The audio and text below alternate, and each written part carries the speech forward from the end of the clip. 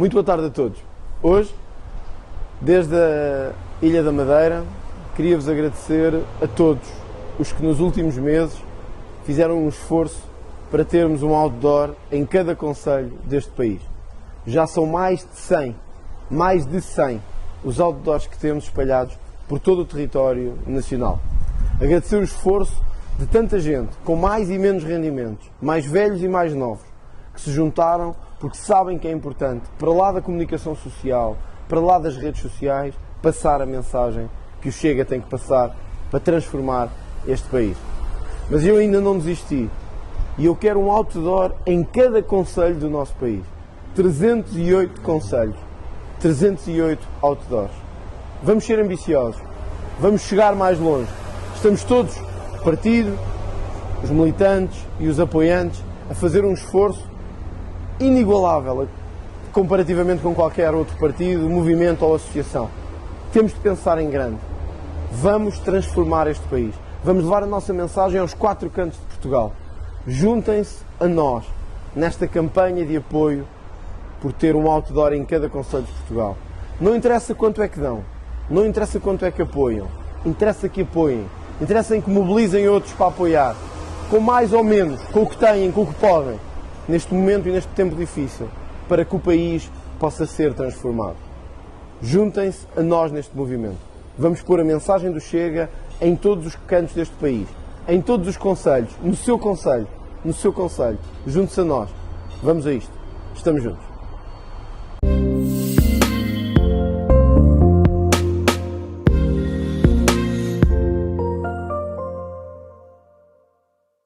Eu não queria deixar, uma vez que estamos aqui com órgãos de comunicação social nacional e porque esta visita também tem uma dimensão nacional, dizer 2 coisas que diria se estivesse em Lisboa também.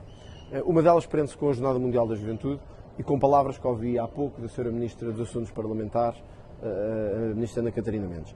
Mais uma vez foi questionada pelos jornalistas sobre os ajustes que foram feitos e o dinheiro que o Governo gastou, pouco transparente, com esta Jornada Mundial da Juventude. E não deu resposta. Pelo menos o que eu vi, se estiver enganado, logo à noite pedirei a devida desculpa, o que eu vi foi que a Sra. Ministra fugiu a responder o porquê de tanto secretismo, tanta opacidade nestes contratos e nestes ajustes diretos da Jornada Mundial da Juventude. Foi uma fuga à resposta colocada pelos vários meios de comunicação social. E isso é vergonhoso. Eu já o disse, nós vamos pedir todos os contratos que foram celebrados no âmbito da Jornada Mundial da Juventude, todos para serem escrutinados pelo Parlamento. Portanto, os portugueses que estão preocupados em que isto vai passar e não vamos saber o que aconteceu, desenganem-se. Nós não vamos desistir ao longo do próximo ano, enquanto não tivermos na posse do Parlamento, de todos os contratos, todos os ajustes diretos que ocorreram no âmbito da Jornada Mundial da Juventude, para fazer o devido escrutínio, saber se gastámos adequadamente, se gastámos a mais, se gastámos como devíamos ter gasto, etc. Foi por isso que nós votámos contra a norma do orçamento que previa estes ajustes diretos, porque sabíamos que isto ia servir para negócios pouco claros e eventualmente para pôr dinheiro nos bolsos de alguém. Nós vamos fazer o devido escrutínio, espero e esperamos que o Ministério Público esteja atento ao que está a acontecer neste tipo de contratos e com os gastos que estamos a ter e espero que as autoridades judiciais também estejam atentas a isso.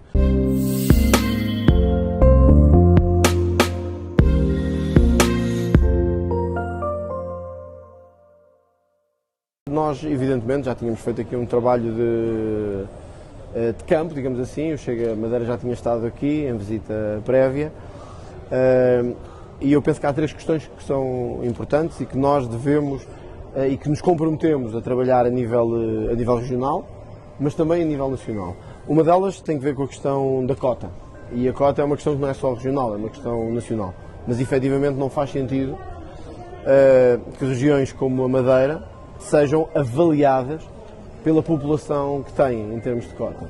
A Madeira tem, não só pelas suas características morfológicas e periféricas, e por ser a ponta do iceberg de uma área marítima gigantesca, tem que ter condições evidentemente diferentes do que outras que têm igual população, mas que não têm estas características. E isso é um trabalho que o Governo Nacional tem que fazer e que nós nos comprometemos a levar ao Parlamento Nacional sobretudo ao debate com o Primeiro-Ministro em matéria de debates europeus, quando o Primeiro-Ministro vai representar o país a nível europeu, porque é aí que esta questão tem que ser decidida. E o Chega vai fazer pressão para que esta cota seja adequada às necessidades que estas famílias e esta atividade têm. Senão um dia não temos pesca.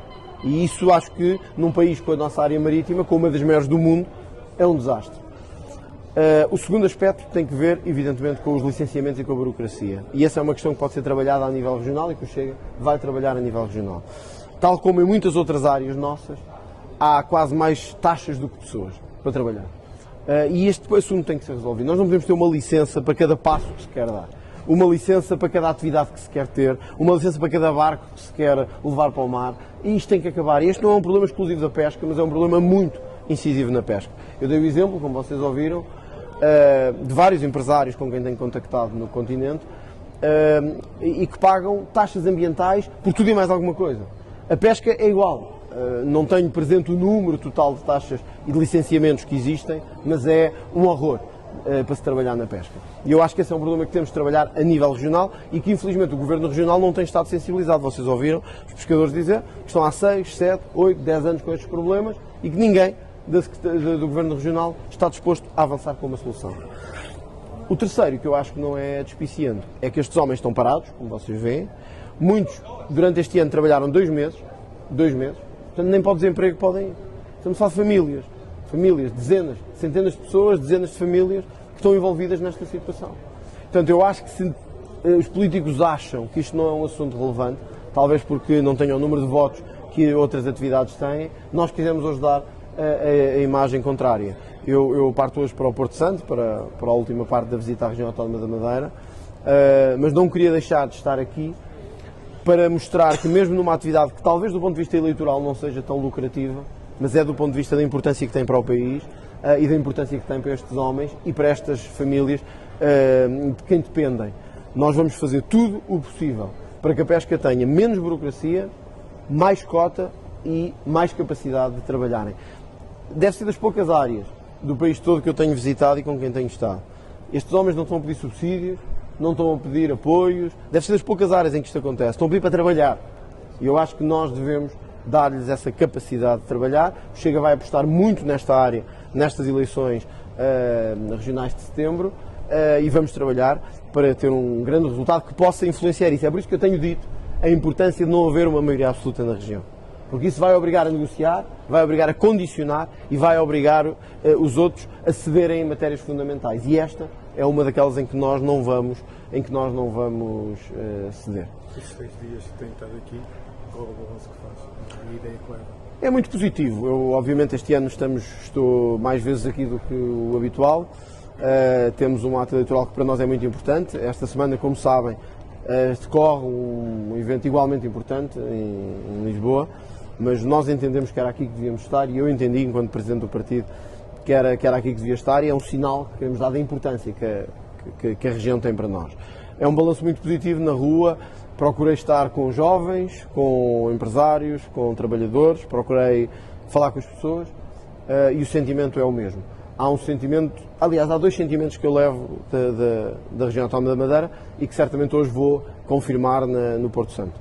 É o cansaço com a governação maioritária PSD, e com este governo PSD, ouvimos isso agora mesmo dos pescadores, e uma certeza de que não querem o Partido Socialista.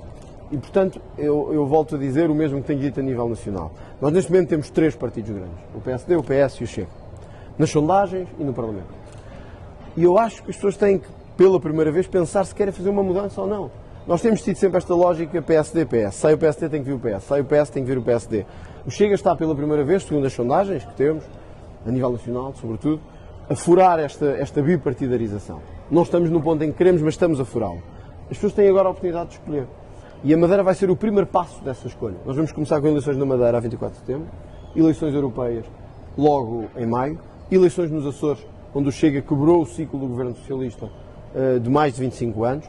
E, portanto, este é o momento da mudança. E o Chega está pronto e está ativo nessa mudança.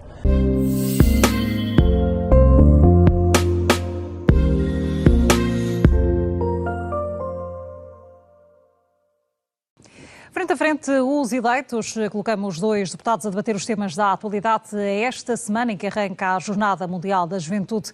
É o tema central para este frente a frente entre o deputado da Iniciativa Liberal Carlos Guimarães Pinto e o deputado do Chega, Rui Afonso. Bem-vindos aos dois ao Porto Canal. O facto de Rui Afonso chegarem tantos milhares de jovens, a Igreja quer que, ou a expectativa é de que seja acima de 1.200.000 em Lisboa, andaram por todo o país, ainda assim será suficiente para captar ou desviar algum tipo de investimento para outras regiões que não Lisboa? E não estamos, obviamente, agora no plano dos investimentos públicos, porque esses são claros.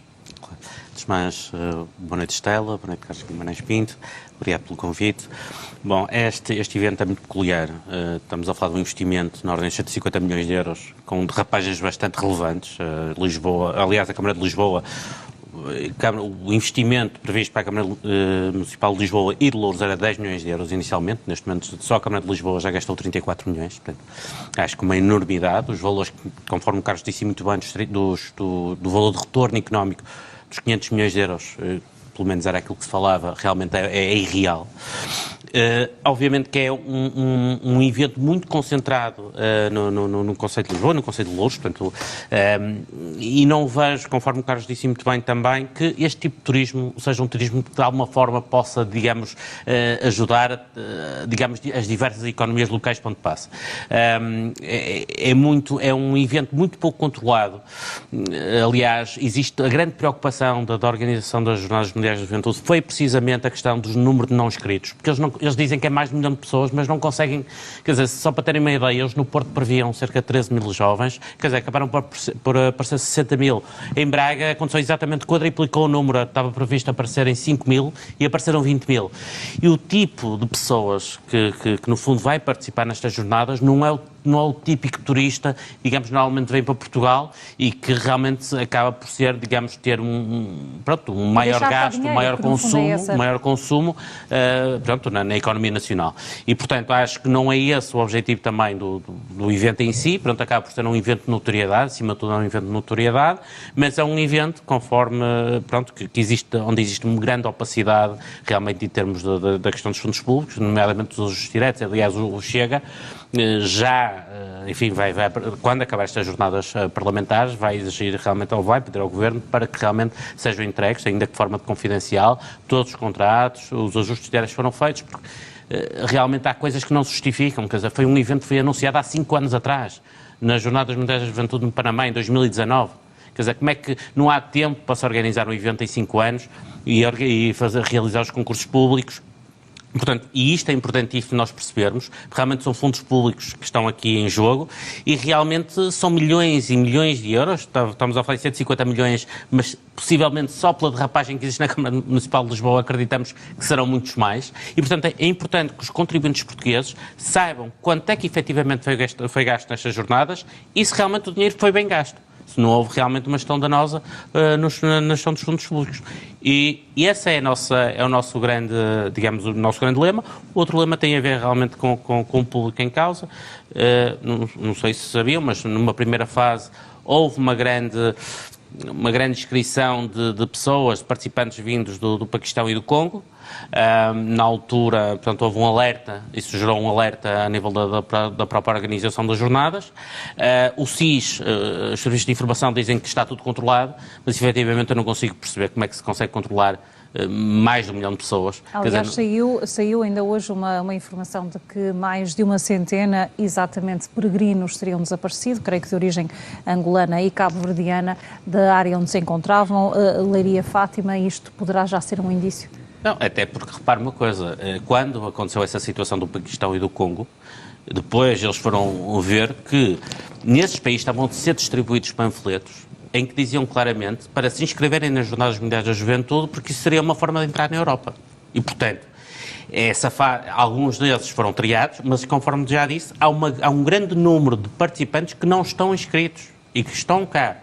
E, portanto, isso é... As autoridades não estarão preparadas, é isso que o Rui Afonso está a dizer. Nem o país tem as infraestruturas necessárias neste momento, nem em termos de recursos, nem em termos de meios técnicos, realmente para receber esta quantidade de pessoas, por mais que custe, mas a verdade é essa, quer dizer, aliás, ainda há um vídeo a circular em que a ponte por onde passa o Papa, foram detectar, as pessoas chegaram lá, passaram por baixo da ponte e detectaram que as porcas, portanto, que apertavam a ponte, estavam todas desapertadas. Aliás, houve um artista, o Bordal II, que conseguiu entrar dentro do recinto, pelos vistos, sem qualquer tipo de problema. Quer dizer, entrou e ninguém lhe pediu identificação. Eles ainda conseguiram estar lá algum tempo, penso cerca de 5 minutos, e conseguiram estender um tapete, portanto, em protesto pelo valor que foi gasto nas jornadas. E, portanto, é importante nós percebermos, espero que não aconteça nada, e esperemos que efetivamente, mas o mundo não é assim, o mundo, infelizmente, e ainda por cima não estamos a falar de um evento mundial,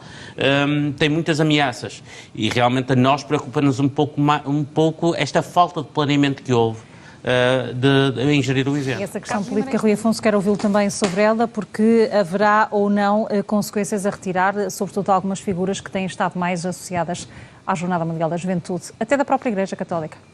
Eu acho que num país onde existem tantas disparidades em termos das próprias economias, aliás, um país tão pequeno e que já tem tantas diferenças nas suas economias locais, obviamente que era importante haver este evento que de alguma forma alavanca ainda por poucos dias, mas que também traga notoriedade às próprias regiões. Aliás, eu lembro que as telenovelas, quando começaram a ser, no fundo, gravadas em zonas diferentes do país, deram notoriedade a essas zonas e acabaram por também desviar turismo para essas mesmas zonas. E, portanto, é importante que realmente Portugal dê um sinal que não é só Lisboa.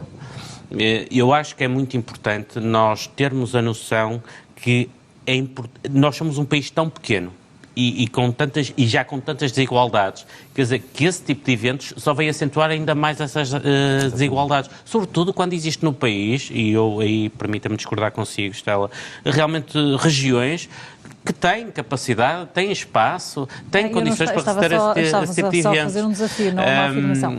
Obviamente que lá está, eu acho que António Costa deixou a Câmara de Lisboa, deixou a Câmara de Lisboa, mas a Câmara de Lisboa nunca saiu dele, tá? Portanto, nunca o deixou ele. E ele realmente ainda tem uma postura muito centralista e apostou na própria capital. Mas, quanto a mim, também de uma forma totalmente errada.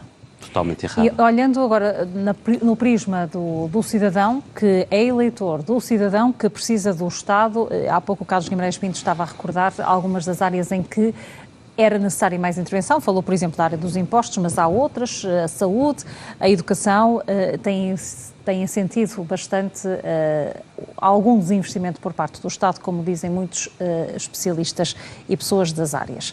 O Rui Afonso acha que, neste momento, estamos a dar sinais errados com este investimento, quando, apesar da inflação já estar a descer, continuamos a sentir no bolso este aumento dos preços dos combustíveis, a subida das taxas de juros decididas pelo BCE, e também todo o conjunto de bens que estão mais caros. Sim, eu acho, parafraseando um líder partidário, que não posso dizer porque não é do meu partido, mas basicamente o que ele dizia é que Portugal está a ficar mais rico e os portugueses cada vez mais pobres. E eu acho que é exatamente essa a visão socialista, ou seja, o Estado tem que ser motor tem que ser motor da economia nacional e é o Estado que tem que redistribuir a riqueza, ou seja, basicamente o que eles tentam é que haja menos quantidade de riqueza na posse dos contribuintes, porque assim permite-lhes de alguma forma redistribuir e é uma forma de controlarem a população, uma forma de controlarem os votos, quer queiramos, quer não. Repare que Portugal tem um problema que eu acho que vive de mão estendida. Portugal sempre se habituou a viver de mão estendida para a Europa, ou seja, nós não conseguimos ser soberanos em nada. Em nada. Nós importamos a nossa energia, importamos os nossos combustíveis, importamos os nossos cereais, importamos muitas vezes alimentação que podíamos perfeitamente desenvolvê-la cá, portanto a sua produção, e não conseguimos ter isso. Obviamente que a questão das taxas de juros é uma questão mais complicada, portanto tem que ser visto de uma forma mais macroeconómica, porque realmente é uma política monetária, ou seja, e o BCE, digamos, não gera país, gera uma moeda. Mas tem-se ouvido muitas críticas também do lado de cá, pelo menos da parte de Portugal, até do Governo. Eu sou um dos mais críticos, realmente nós vemos nações inteiras subjugadas, a meia dúzia de burocratas estão em Frankfurt a dizer exatamente o que é que vão fazer. E aquilo que acontece é que nós temos uma Europa com uma moeda única, mas que tem realidades completamente diferentes, em que os países têm realidades completamente diferentes. Repare, nós estamos... Posso dar um exemplo. Nós, em Portugal, a taxa de crédito de habitação, a taxa variável de crédito de habitação, dos créditos de habitação ronda os 85%, ou seja, 85% dos créditos de habitação em Portugal são de taxa variável. Que não tem nada a ver, portanto, com Países Baixos, que estamos a falar na ordem dos 3% ou 3%, ou, portanto, na Alemanha, que são 13%. Ou seja, o impacto que nós vamos ter em termos de aumento de taxas de juros é completamente diferente do impacto que esse aumento pode ter na Alemanha, pode ter nos Países Baixos. Pois é assim, eu acho que nós estamos condicionados por uma política monetária em que é completamente intransigente, eu acho completamente cega. Nós neste momento vemos que a inflação está a desacelerar, não só na zona euro, como também em Portugal, e mesmo na principal economia europeia, na Alemanha, também desacelerou agora este mês de 6,4% para 6,2%, e portanto, eu acho que isso são sinais importantes que realmente, pronto, que eu acho que devia haver um abrandamento em termos da própria da agressividade da política. Ainda, porque do ponto de vista político ainda suportam as decisões. Sim, mas nós precisamos cada vez mais. O problema aqui é que nós temos um Estado, e é importante, repare, não digo que não, muito focado na questão da redução da dívida pública, e isso é o principal, e eu compreendo por causa da situação das taxas de juros, mas, quer dizer, que está a deixar completamente depenado uma classe média que é o motor da própria economia. Porque a classe, sabe, a economia em Portugal, a economia nacional, cresce muito, alavanca-se muito no consumo interno. E, portanto, essa classe média está a ser completamente esmagada, está a passar... Aliás, eu vou-lhe dar um exemplo só muito muito rapidamente. Eu ainda há 2 ou 3 semanas, visitei uma instituição de caridade aqui na cidade do Porto. Uma instituição que dá ajuda 2.000 e tal famílias por mês. E uma das coisas que eu perguntei à Presidente da própria associação é que eu chegava lá e vi lá pessoas de forma envergonhada, não vi sem-abrigos, mas vi pessoas vestidas normalmente, e ele disse-me: cada vez mais temos tido aqui pessoas de classe média, ou seja, nós temos uma pobreza envergonhada. A própria classe média já começa a suportar-se nessas instituições. Aliás, eu posso lhe dar um exemplo. Eles têm lá um pequeno refeitório. Eu vi uma pessoa que estava vestida de fato, pronto, até podia ser um fato dado, mas a pessoa estava virada para a parede, estava a comer virada para a parede porque se sentia envergonhada realmente de estar naquele sítio. E eu acho que isso é o mais preocupante, é que as pessoas... Existe uma grande diferença entre esta crise, ou este aumento das taxas de juros e o aumento que aconteceu há uma década atrás, sensivelmente, ou mais. É que... Temos que concluir. Sim, só para dizer uma coisa muito rápida. É que hoje as pessoas deixam de comer para pagar a casa, porque sabem perfeitamente, se deixarem de pagar a casa e perderem a sua casa, não têm alternativa, porque hoje os arrendamentos estão caríssimos. Enquanto na anterior crise isso não acontecia. O governo...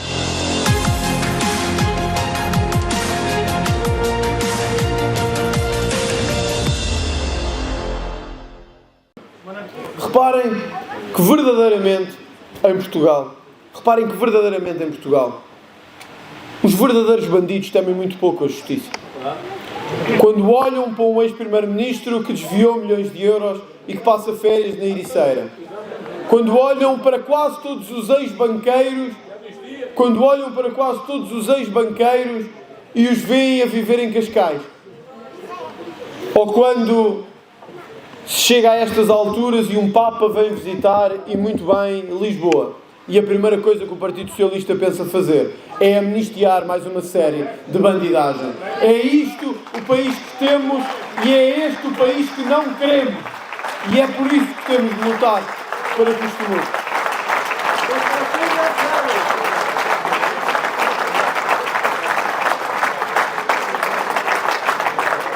Essa justiça nunca chega.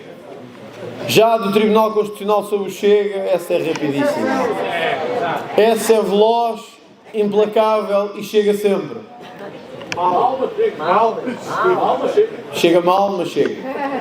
E nós continuamos com a força que sempre tivemos. Sabe, este partido nasceu do movimento da rua, do dar as mãos. Dos poucos que se vão tornando muitos, se tornam centenas de milhares e depois se tornam milhões. O país que não ousou em sair à rua para grandes manifestações e para pequenas concentrações. O país que não ousou em ocupar e preencher as redes sociais, que não ousou em defender-se, mas que também não ousou em atacar quando era preciso atacar. Nós sempre fomos esse partido, que sabia que era na rua e nas pessoas que tinha a sua maior força. Que era na rua e nas pessoas que tinha a sua alma. Aqueles que nos querem ilegalizar, ou que acham que é possível ilegalizar-nos, devem saber isto. E devem sabê-lo com todas as palavras. Quem ilegaliza um dos maiores partidos portugueses e quem ilegaliza o partido que mais representa a contestação em Portugal estará a ilegalizar a democracia. Se o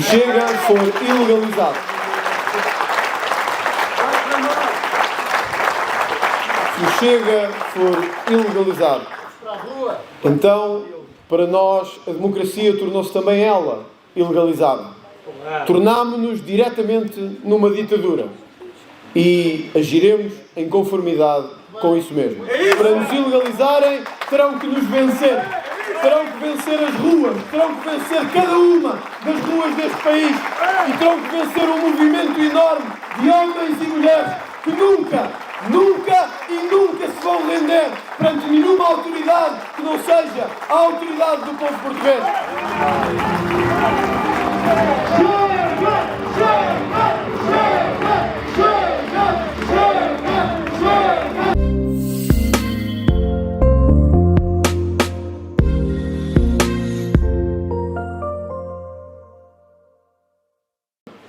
Reparem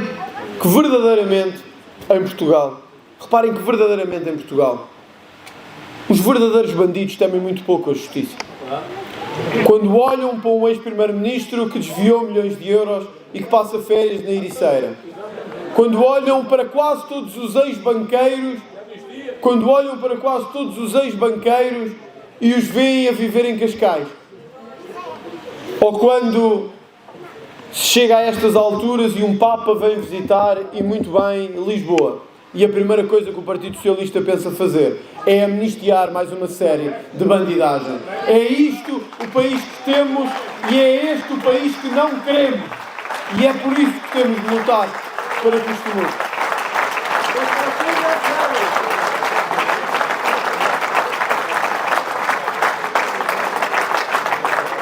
Essa justiça nunca chega.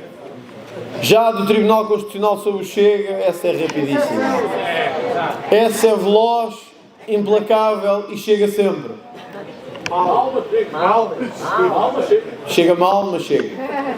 E nós continuamos com a força que sempre tivemos. Sabe, este partido nasceu do movimento da rua, do dar as mãos. Dos poucos que se vão tornando muitos, se tornam centenas de milhares e depois se tornam milhões. O país que não ousou em sair à rua para grandes manifestações e para pequenas concentrações. O país que não ousou em ocupar e preencher as redes sociais, que não ousou em defender-se, mas que também não ousou em atacar quando era preciso atacar. Nós sempre fomos esse partido, que sabia que era na rua e nas pessoas que tinha a sua maior força. Que era na rua e nas pessoas que tinha a sua alma. Aqueles que nos querem ilegalizar, ou que acham que é possível ilegalizar-nos, devem saber isto. E devem sabê-lo com todas as palavras. Quem ilegaliza um dos maiores partidos portugueses e quem ilegaliza o partido que mais representa a contestação em Portugal estará a ilegalizar a democracia. Se o Chega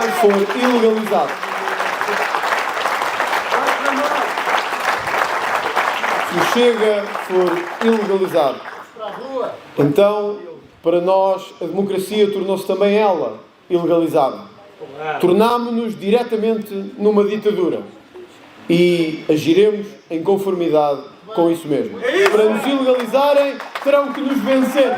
Terão que vencer as ruas, terão que vencer cada uma das ruas deste país e terão que vencer um movimento enorme de homens e mulheres que nunca se vão render perante nenhuma autoridade que não seja a autoridade do povo português.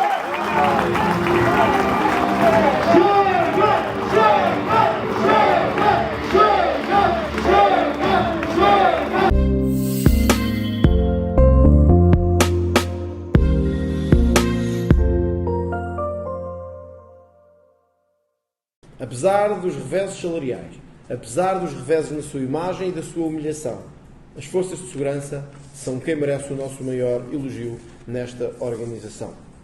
Temos, aliás, que dizer o seguinte.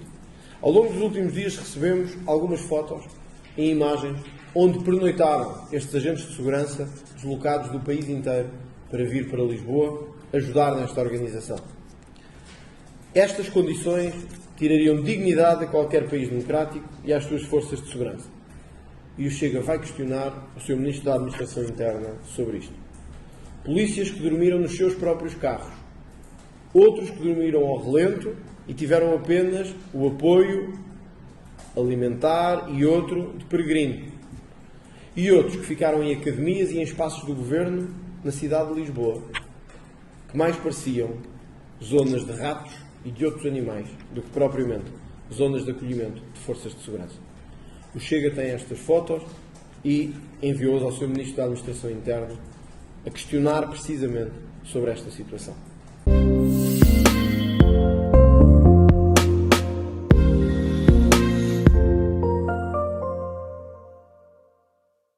O Chega pediu ao Governo que declare com urgência a situação de alerta devido aos incêndios. Numa visita ao quartel de Camarate, em Loures, André Ventura denunciou a falta de meios e acusou o Governo de propaganda por ter dito que este ano fez o maior investimento de sempre na prevenção e combate aos incêndios. O líder do Chega disse que a declaração de situação de alerta é necessária porque o país está numa altura decisiva.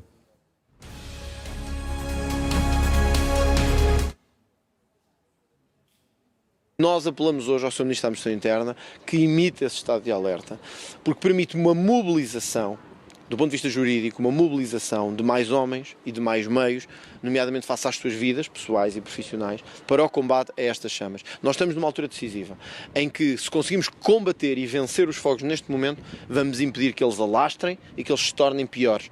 E por isso, emitir o alerta, a situação de alerta, é uma urgência, é uma necessidade. É falso. É falso e é criminoso. É criminoso. E, portanto, o Tiago Oliveira não tem nenhumas condições para se manter na função em que está. É uma mentira grave, lança a ignomínia sobre os nossos bombeiros e lança a suspeita de que estão a fazer negociatas. Portanto, quanto mais área ardida, mais dinheiro eles ganham. Uma espécie de quanto mais multas passam, mais dinheiro ganham. Isto é muito grave. Eu espero que o Sr. Primeiro-Ministro e o Sr. Ministro não deixem isto passar em claro e que seja feito um pedido de desculpas, sobretudo aos bombeiros, porque a falsidade disto é evidente. Nós não temos nenhum dado que eu conheça e tenho acesso a mais informação que a maioria das pessoas, pelas funções que ocupo, mas temos tido a preocupação de, para além disso, contactar com os bombeiros. Não é só falar e ler, é contactar. Isso é falso, não corresponde à verdade. Portanto, a menos que o Sr. Ministro tenha algum dado que nós desconhecemos, isso é falso. E isso lança uma suspeita grave sobre os bombeiros. Eu acho que um pedido de desculpas e uma demissão são as únicas saídas para esta situação, as únicas.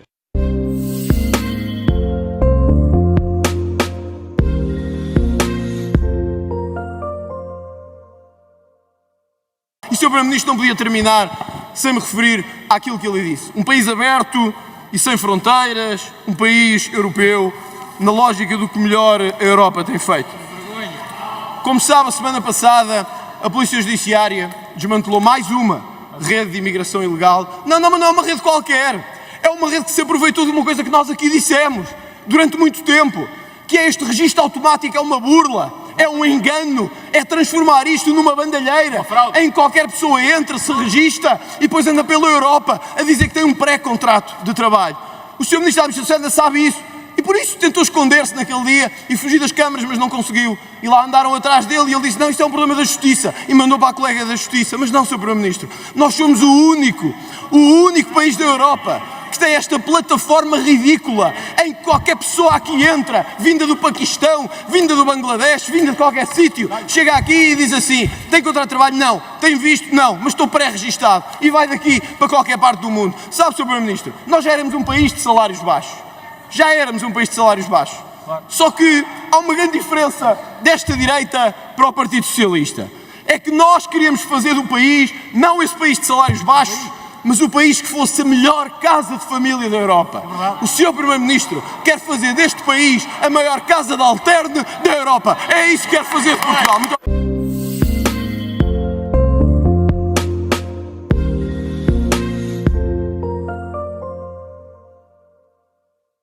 Há dezenas de feridos já dos fogos em Portugal este ano. As temperaturas dos próximos dias não se prevêem baixas e em algumas zonas temos situações meteorológicas complexas, como um vento elevado ou até um deficiente nível de umidade durante a noite. É por isso que apelamos ao Sr. Ministro da Administração Interna que trabalhe em duas dimensões distintas. A declaração do estado de calamidade ou do estado de alerta em algumas zonas permitirá uma mobilização não só nacional, mas internacional de meios para combater estes incêndios. O caso exemplar, o caso especial de Proença Nova mostra-nos como alguns descuidos podem levar a prejuízos de milhões, como no caso já avaliado em mais de 7 milhões de euros, com dezenas de feridos. A declaração do estado de calamidade, já pedida por alguns autarcas, ao estado de alerta, poderá ajudar o país a mobilizar os seus recursos para um combate mais eficaz contra as chamas. E, finalmente, a impressionante carência de meios aéreos que continuamos a revelar no combate às chamas. Hoje mesmo, o Presidente da Liga dos Bombeiros Portugueses voltou frustrado a colocar o dedo na ferida. É impressionante. Em zonas que estão a arder durante largas horas e durante a noite, que não se aproveita o amanhecer para atacar os fogos com meios aéreos. O Chega volta a questionar o Ministro da Administração Interna sobre o porquê da ausência de meios aéreos no combate às chamas, sobretudo nos horários mais apropriados. Ao longo do último ano, por várias vezes o Sr. Ministro vai à Assembleia da República e sempre garantiu que Portugal tinha os meios aéreos disponíveis, mesmo quando os oferecíamos a outros países ou os deslocávamos para outros teatros de operações. Aparentemente, estes meios não existem ou são insuficientes. E era importante que o país soubesse, ou pelo menos que pudesse pedir auxílio para ter estes meios disponíveis para que os próximos dias não se transformem numa tragédia como vivemos noutros anos.